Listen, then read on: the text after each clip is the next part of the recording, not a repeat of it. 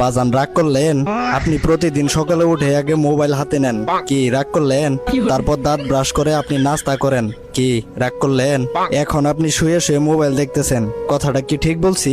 আপনি মানুষের উপকার করলে সেই মানুষ উল্টা আপনারে টুপকি মারে, রাগ করলেন বাজান? একবার কোন বিসমিল্লাহ, একবার কোন সুবহানাল্লাহ। বাজান, আপনি মানুষের সুখে দুঃখে পাশে থাকেন, কিন্তু আপনার বিপদে কেউ আসে না, কথাটা কি ভুল বলছি?